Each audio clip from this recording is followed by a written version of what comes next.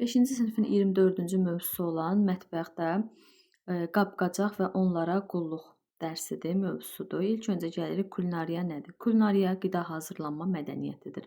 Bəs mətbəx qidanın hazırlanması üçün xüsusi avadanlıq və mebellə təchiz olunmuş bir məkandır. Baxın, kulinariya qida hazırlanma mədəniyyəti, mətbəx isə xüsusi avadanlıqla təchiz olunmuş bir məkandır. Mətbəxdə nə olur bilirik, qab, qacaq, istifadə olunan məişət əşyaları və s. İndi bunları xırdalamaq istəmirəm. Daha sonra mətbəxdə hansı qablardan istifadə olunur? Hansı materiallı qablardan? Metal, bu hissədən danışıram. Metal, keramika, şüşə və mətbəx avadanlığı üçün nəzərdə tutulmuş zərərsiz plastik kütlədən hazırlanan qablardan istifadə edilir.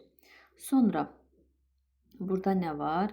Burada var ki, dibi yanmış qazanları, tavaları yumamışdan əvvəl onları nə etmək lazımdır? İslatmaq lazımdır.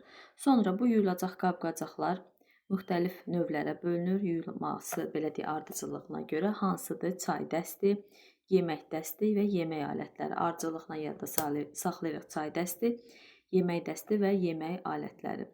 Sonra südlü və yumurtalı qablar var. Bu da əsas məqamlardan biridir. Südlü və yumurtalı qabları isə nə edirik?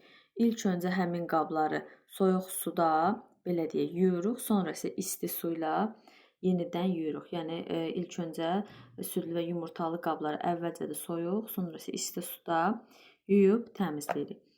Sonra burada sanitariya və gigiyena qaydaları var. Gələk bura. Deyək ki, işə başlamamışdan əvvəl önlük geyinin, başınızı bağlayın, dırnaqlarınızı tutun. Baxın, yəni sanitariya, gigiyena qaydalarıdır həqiqətən də. Və ərzaqlara uyğun doğrama taxtasından istifadə edin. Tərəvəz, ət, balıq, çörək üçün olanlardan iş masasını və mətbəxin təmizliyinə diqqət yetirin. Sonra burada var təhlükəsizlik qaydası. Təhlükəsizlik qaydalarında isə burada fərqli məqamlar var. Biri elektrik və qızdırıcı cihazlar üçün olan təhlükəsizlik qaydasıdır. Biri isə qaz plitələr üçün, təhlükələr üçün, yəni istifadə olunan təhlükəsizlik qaydaları hansılardır? Deyir ki, elektrikdə olan, cihazın və onun izolyasiyasının işlək olmasına əmin oluruq. Görürsünüz, yəni deyir ki, cihaz və onun izolyasiyasının işlək olması, cihazın şəbəkəyə qoşulması, yəni bu şəbəkəni görəndə biləsiniz ki, bu artıq elektrikə aid olandan danışır. Və söndürülməsini yalnız quru əllə və elektrik cihazının çəngəlindən tutaraq yerinə yetirin. Qızdırıcı cihazlara asanlıqla alovlanan, buna da diqqət edin, yağ damcısı və şəkərdən qorumaq lazımdır. Sonra qaz plitəsində nədir? Qaz sızmasına yol verməmək üçün odluğun və dəstəklərin işlək olmasını yoxlayın. Xörək hazırlarkən otağın havasını dəyişin, yəni bunda otaqda, yəni belə deyək də, qaz sızması və s. olmasına görə deyir. Sonra ərzaqları yalnız doğrama taxtası üzərində doğrayın. Baxın, burada sanitariya və gigiyena qaydalarında nə demişdim? Ərzaqları deyir ki, uyğun doğrama taxtasına və alətlərinə istifadə edin.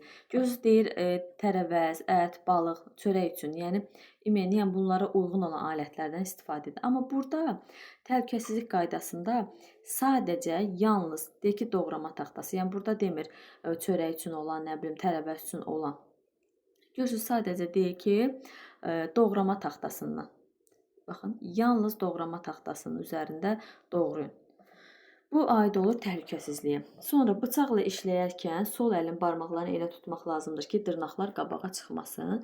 Nəyə görə? Yəni tutaq ki, çörək doğrayırıq, onu sol əllə tuturuq, sağ əllə belə kəsirik. Bu zaman ehtiyat eləmək lazımdır ki, bizim həmin bu sol əlimizin dırnaqları, yəni barmaqlarımız önə doğru çıxmasın, yəni bıçağın altına düşməsin.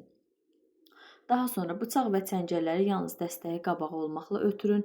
Kəsici alətləri əlinizə yalnız tiyəsi aşağı olmaqla tutun. İsti qab-qacağı plitənin üzərindən götürərkən yalnız tutqacın köməyi ilə götürün, tutacağın köməyi ilə. İşinizi bitirdikdən sonra alətləri yuyun və yerinə qoyun. Qızdırıcı cihazları söndürün, masa və plitələri silin. Baxın, burada təhlükəsizlikdə deyə hər birini deyir. Masa və plitəni silin, qızdırıcıları söndürün və təmizləyin.